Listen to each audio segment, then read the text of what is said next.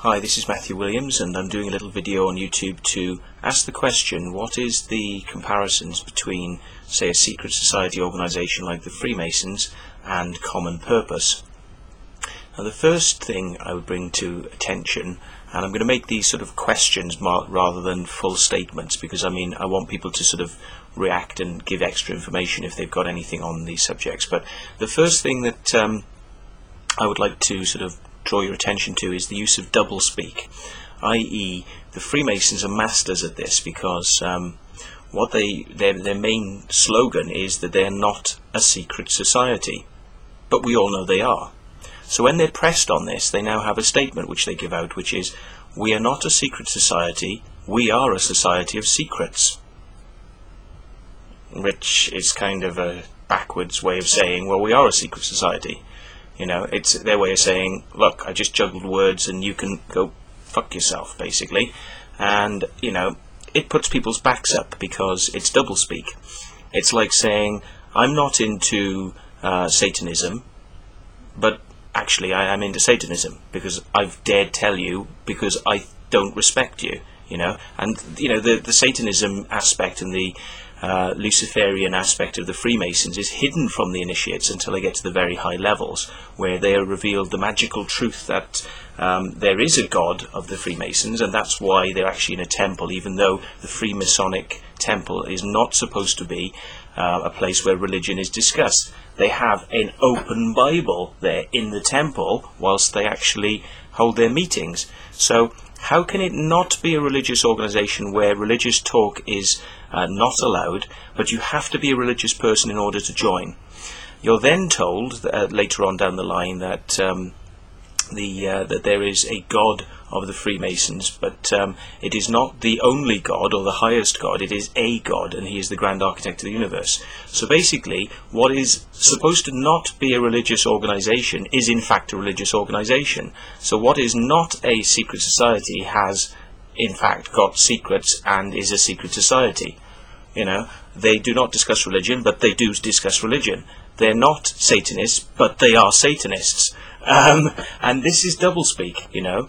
And you get it with politicians, when politicians stand up there and just as barefacedly as you could possibly want, there we go, more noises, you know. At least there's somebody out there likes me, if I'm getting text messages.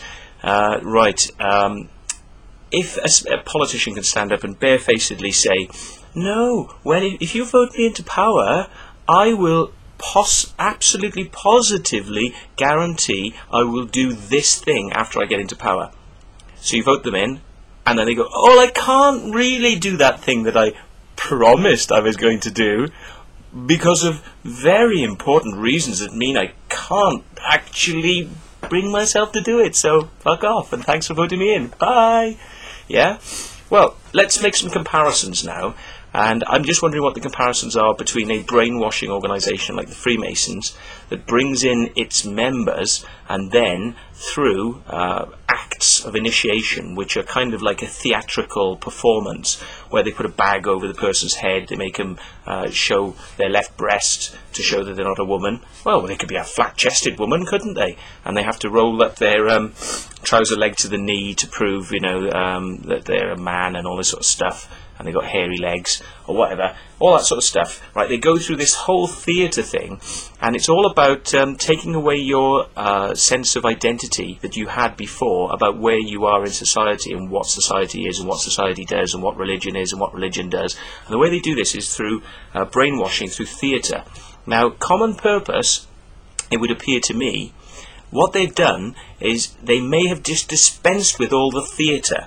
Right? Because the theatre is a good way of brainwashing people. It puts people into a heightened emotional state, and it puts them into a highly suggestible state, because as Darren Brown points out on TV, if you want to hypnotise somebody, you have to get them excited, you have to get them in a fear state because they're more suggestible. Now, fear states and more suggestibility is what all governments are about. It's what the police are about. It's what the intelligence service is about. It's about engendering fear in the populace so that they're more easy to control and easy to manipulate and easy to hypnotise and easier to neuro-linguistically program.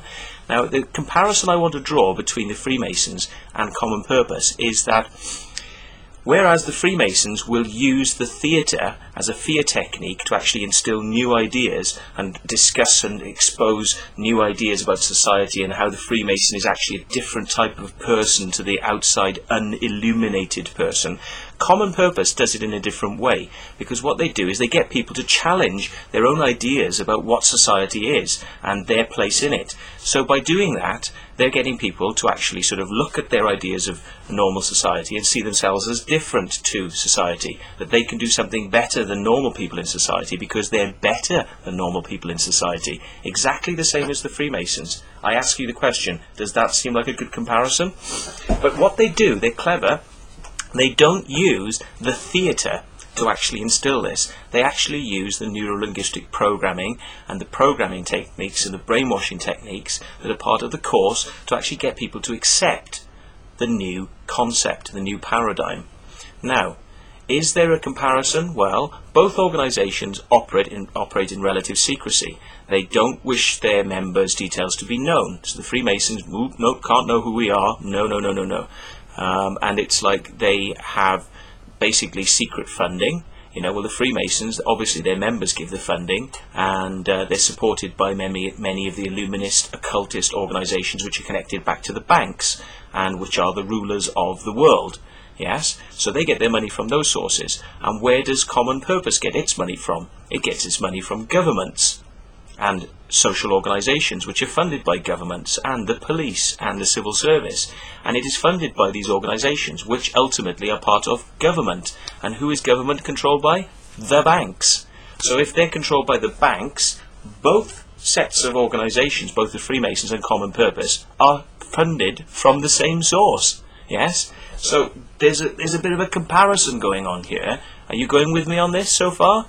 Now then, okay, Common Purpose, the way it uses neurolinguistic programming is a replacement for the theatre and fear mechanism that's used in the Freemasons. So therefore, it can actually infiltrate and permeate the business market without appearing to be like the Freemasons. I.e., somebody in the Freemasons probably brought the idea of the Common Purpose goal and made this possible through the use of NLP to replace the Freemasonic initiation.